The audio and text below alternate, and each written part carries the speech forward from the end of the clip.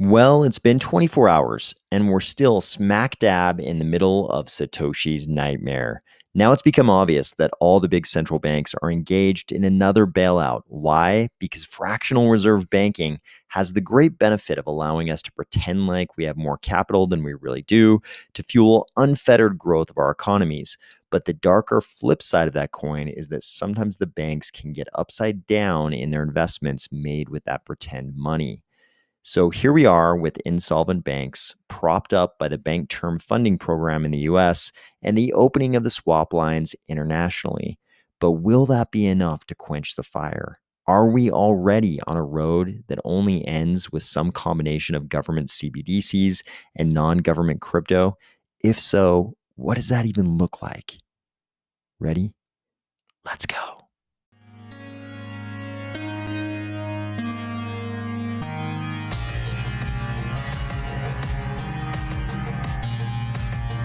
Today, we are going to discuss the opening of the international swap lines and why that was necessary, where this all might be going. Duncan Coutts on P2P, a visual guide to SIP 1694, and Djed going out into the wider world beyond Cardano. If you've always been confused by these images of stone buildings on fire, what is actually burning? Or if you're finding value in these videos each weekday, please consider delegating to the Army of Spies stake pool, ticker AOS. Let's talk about how quickly this bank inferno has spread beyond the shores of the United States. So you've probably heard about the deal where UBS is going to acquire Credit Suisse. So UBS will be buying Credit Suisse for this very low price of $3.25 billion. I know that sounds like a lot of money because it's in the billions, but it's actually a very small amount for a globally, systemically important bank that's over a century and a half years old, like Credit Suisse. And you also have to take into account that that 3.25 billion number, that's the amount that UBS is going to spend to acquire it. But the Swiss central bank is also providing a backstop for the deal. They're basically guaranteeing the deal to the tune of 100 billion Swiss francs. That's over 100 billion USD. So think about that. UBS was only willing to pay 3.25 billion, and they forced the Swiss bank to come in and basically guarantee the deal for another 100 billion USD. Now, you might object that this is no surprise to anyone who follows international banking because the stock of Credit Suisse has been going down for a very long time. You can see from this chart, the peak in the stock price was around about May of 2007, and it's done nothing but plummet since then, all the way until the ultimate failure today. So it's not like we can blame all of this on the present circumstances. But nonetheless, this was a huge surprise to certain bondholders of Credit Suisse. So Credit Suisse had these AT1 bonds, and part of the deal was that those bondholders would be wiped out to the tune of $17 billion. So $17 billion worth of bond investment was wiped out completely as part of this deal. Obviously, that's significant economic pain for those bondholders, and the rest of Europe noticed, and the rest of the world noticed. And pretty soon, we saw this out of the Federal Reserve: coordinated central bank action to enhance the provision of US dollar liquidity. That sounds like a bunch of meaningless words just kind of strung together. And this all happened on Sunday night, yesterday, in the evening, 5 p.m. Eastern. What this really means is that they opened up the swap lines so that they could send dollars to the Bank of Canada, the Bank of England, the Bank of Japan, and the European Central Bank, along with the Swiss National Bank. Why would they do this? According to Arthur Hayes, this can all kind of be chalked up to the fundamental capabilities of these central banks. The US Federal Reserve has an infinite dollar printing capability, and these foreign central banks can absorb an infinite amount of losses from their own banks. He says, swap lines, what's going on? Too long didn't read, another way to bail out non-US banks that isn't obvious to the average person. It's politically toxic for the Fed to be seen bailing out foreign banks when so many small domestic banks need help, but the Fed can't have foreign banks dumping treasuries into a liquid market and messing things up even more in that treasuries market. So the solution is the Fed gives a dollar swap line to major central banks like the European Central Bank. The European Central Bank then allows EU banks to give them treasuries at par. So you'll remember this is the same situation as the bank term funding program we talked about yesterday happening in the US. In this case, these central banks like the ECB will allow their member banks to give them those very same US treasuries at the same par value. So it's the same deal as the bank term funding program, but we're doing it internationally now. The ECB gives dollars to the banks in exchange for their treasuries at par valuation. Banks can now handle any dollar deposit outflows because they have dollars. ECB gets the dollars from the Fed using the swap line. So you get it. The Fed gives dollars to these international central banks. They give those dollars to their member banks in exchange for these same types of long-term US treasuries that all the banks around the world are now upside down in. Problem solved because the Federal Reserve can print as many dollars as it wants. He says, result, no treasuries are actually sold. Any losses are borne by the central bank, who can stomach infinite losses. Dollar swap line balances balloon, which will reflect on the Fed's balance sheet. He says 4.4 trillion is the amount of treasuries and mortgage-backed securities that U.S. banks hold. The amount of treasuries and mortgage-backed securities that foreign banks hold is X. We don't know. He says some analysts will tell us the answer to that question. So now we're talking about not just that 4.4 trillion figure we talked about yesterday, and there is this JP Morgan study that says the US banks are only going to use 2 point something of that. But now there's also this X addition.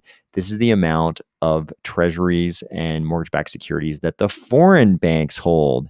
He concludes by saying the famous crypto war cry, money printer, go burr. So now you can see the mechanisms by which this crazy amount of inflation from the bank term funding program gets exported overseas. And I know there are people out there saying that bank crises are always fundamentally deflationary, but we've got some money printing going on, whether it's taking the form of the loans in the bank term funding program or these swap lines in the exchange for the same types of upside down US securities in these foreign banks. There's a whole bunch of new money coming into the system. Yesterday, we were talking about, 4.4 trillion, but the bank's estimating maybe only 2 would get used. But now it's a total possibility of 4.4 plus X, or maybe probably 2.2 plus X. But that's a whole lot of liquidity. That's a whole lot of liquidity that's getting pumped into the system. And you have to ask the question, it seems to just get bigger every time. Every time we have to have these crazy liquidity injection events. They seem to get bigger every time. 2008 was big, but we're just in the early days of this one, and it's looking like this could be even bigger. And they seem to be happening more quickly. 2008 wasn't that long ago. It's not like this was 30 years ago. This was 2008. You have to ask yourself, are we already on this road that the Austrian economist predicted, that Satoshi was worried about? You could say he, implicitly predicted this too, but this exact circumstance that Satoshi was obviously worried about. We have this economic system based on fiat currency that can be inflated at any time. It seems like the history of these types of monetary systems always eventually involves what crypto has always predicted for them, that eventually the dollar and every other fiat currency, eventually the value starts to approach zero. Obviously, that's the story told by this famous chart. This shows the value of a US dollar in the over 1 century since the Federal Reserve has been a thing. So the Federal Reserve Act is passed, the Federal Reserve becomes a US institution, and the US dollar is worth, in today's dollars, $26. So a dollar now is worth less than 1/26th of what it was worth back at the inception of the Federal Reserve. Obviously, this is due to the irresistible temptation of a nation state to debase its own currency as a way to manage deficits. Nation states are going to run at a deficit. They're going to have debts. And the best way to manage the debt is not to pay it off. It's actually just to debase your own currency as long as everybody else will accept your currency to pay off those debts.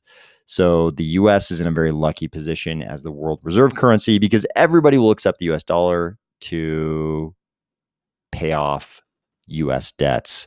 And so the US, doing the logical thing, they just debase the currency like crazy, which a lot of people would characterize as a stealth tax on dollar holders, which it really kind of is. US dollar holders are the ones who are really paying for that because the currency they're holding becomes worth less and less. They're paying the price for the US debasing its currency to make its own debts easier to pay off.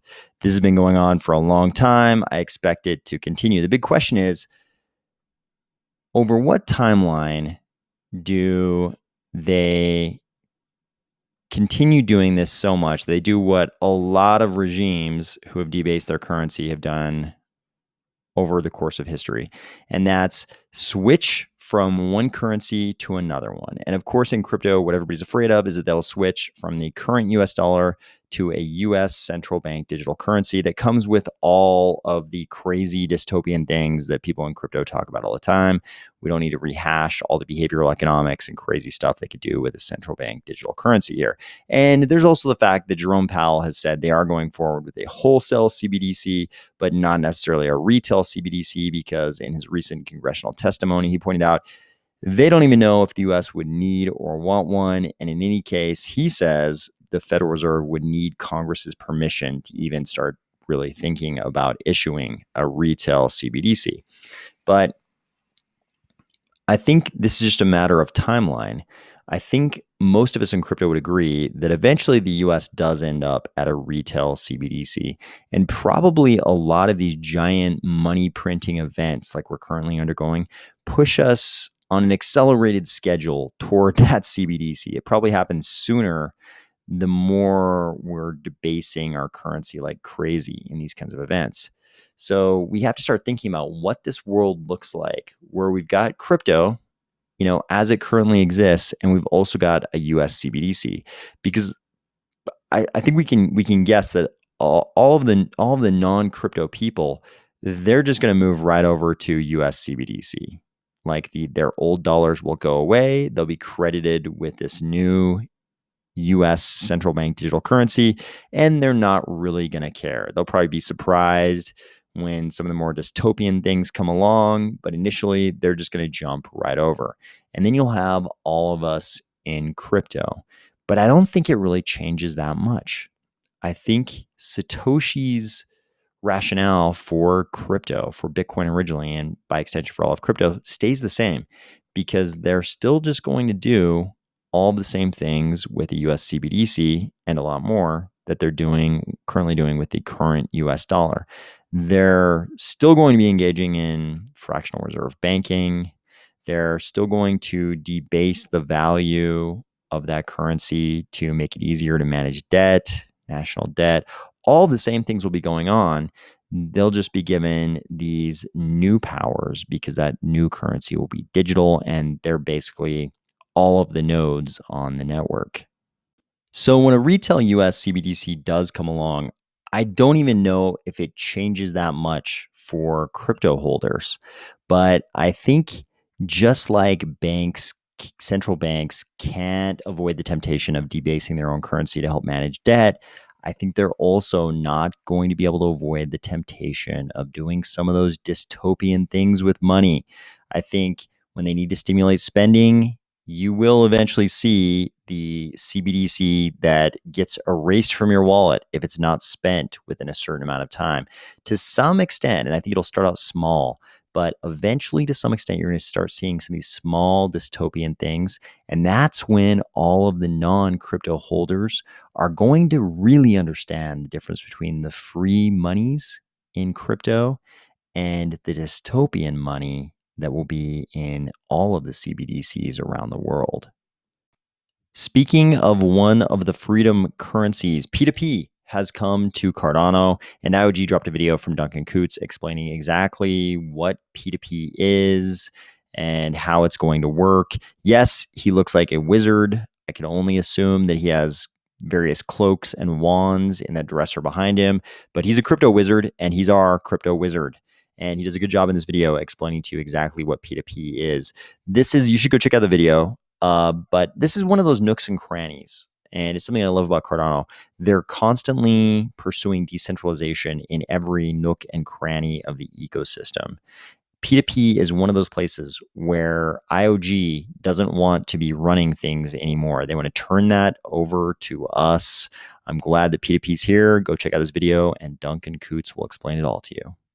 Speaking of things explained, if you're having trouble understanding exactly how SIP 1694 is going to work and you don't want to sit through a long narrative explanation, you can now get it all in a big flowchart. The @Hornin7 account has this post with a link that will take you to this big flowchart showing you how everything in SIP 1694, which is Voltaire-era governance for the Cardano ecosystem, shows how everything is going to work, including all of the votes and all of the different governance actions and entities in Cardano governance under SIP 1694.